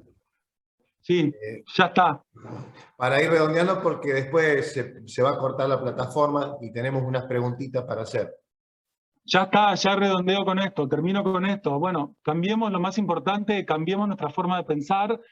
Cada uno puede hacer un aporte a nivel individual. Acá nadie nació de un repollo, todos nacimos en la misma cultura, en el mismo sistema, y es importante que cada uno haga su aporte individual porque creo que es la única forma de poder generar políticas públicas. Así que bueno, muchas gracias. Bueno, Fernando, la verdad, siempre es un placer escucharte, siempre le das una vuelta de tuerca, nos invitas a pensar que este es el desafío del derecho de los animales, ¿no es cierto?, esta disciplina que está en gestación. Paso a hacerte unas preguntitas. Bueno. ¿No considerás que la aberrante violencia que sufren los equinos es ignorada por la generalidad de la población? Sí, es ignorada por la generalidad de la población, porque toda la gente cree de que los caballos andan sueltos, divinos, con las crines hacia el viento, y felices, porque los ves, y no, no es así. Es decir, puede pasar que una minoría de esos caballos tenga esa realidad, pero lo cierto es que la gran mayoría, no, la gran mayoría la pasa muy mal. Otra pregunta, Fernando. ¿Cómo te imaginás el destino de los caballos si se prohibiera la faena equina? Bueno, yo creo que hoy el tema de los santuarios, no solamente es una solución, una muy buena solución a a todo este resultado, ¿no? del tratamiento de los animales, sino que también los santuarios está siendo estudiado hoy como una figura jurídica a medio camino que permita la transición y la incorporación definitiva de los animales a nuestra comunidad política. Operan como unas figuras jurídicas y figuras de prueba, porque en el santuario tenés componente de un mundo artificial y tenés componente de un mundo, es un régimen de semi-libertad, ¿sí? Es decir, al animal que entra a un santuario porque no se lo puede reinsertar en su medio natural, porque si es un animal domesticado ya perdió hace centurias esa capacidad, porque se la fuimos borrando a través de la manipulación genética y de la cría selectiva, ¿sí? Para hacerlos cada vez más dependientes. Entonces no pueden volver, pero sí se puede fomentar su autonomía a través de un régimen de semi-libertad, que es lo que operan los santuarios. Yo creo que los santuarios pueden ser una alternativa válida. Lo que pasa es que, claro, si nos sentamos a hablar seriamente este tema, tenemos que empezar a cambiar un montón de cosas y seguramente en ese proceso van a aparecer nuevas soluciones o nuevas cosas y nuevas ideas. Gracias. ¿Considerás que esta es una pregunta más técnica, que un veterinario que practica una eutanasia a un animal sano por pedido de su guardador, si no está cometiendo un delito? Y, a ver, el delito, para que haya delito, tiene que haber una conducta típica, antijurídica y culpable, e imputable a su autor, en razón de dolo o culpa y por una ley previa. Así que los animales son cosas para el Código Civil, pero sí tenemos en cuenta la ley 14.346, que tipifica ciertos actos sobre animales, pero no es este el caso. Es decir, si bien la 14.346 dice que vos podés causar la muerte, pero solo de animales, en animales grávidos. El tema es que es muy difícil lograr transformar esto en un delito, porque primero tenemos que cambiar la cultura para poder, es decir, sacarnos ese velo sobre esta cosa tan mezclada que hay sobre la apreciación del caballo, y que la eutanasia, en este caso estamos hablando de los caballos, sea tipificada como un delito. No sé si se entiende lo que dije. Sí, sí, perfectamente. Sí. Queda un largo camino. Bueno, Fernando, desde ya el agradecimiento para Beatriz, para Juan, para vos también, por su tiempo, por su conocimiento aportado, su generosidad. Aprovecho también para agradecer a las personas que se han sumado a la plataforma, a las autoridades de nuestro colegio de abogados, a las colegas de la Comisión de Jóvenes Abogados también que siempre colaboran con el tema de la plataforma y demás, a Marcela, la secretaria. Bueno, desde ya nuestro agradecimiento, un gran abrazo, y creo que realmente hemos pasado una tarde aprendiendo y mucho, y como conclusión lo que vos dijiste, tomo tus palabras. Queda un largo camino para desandar en este antropoceno, en esta era, que ojalá la podamos cambiar y le podamos poner la era del bioceno, donde todos nos podamos integrar, ¿no? Así que bueno, desde ya, chicos, muchas gracias, saludos a todos y gracias por estar. Gracias. Muchas gracias a todos, de verdad. Gracias a todos. Un beso Fer, un beso a Juan y un beso a todos. Gracias. Besos a todos. Gracias.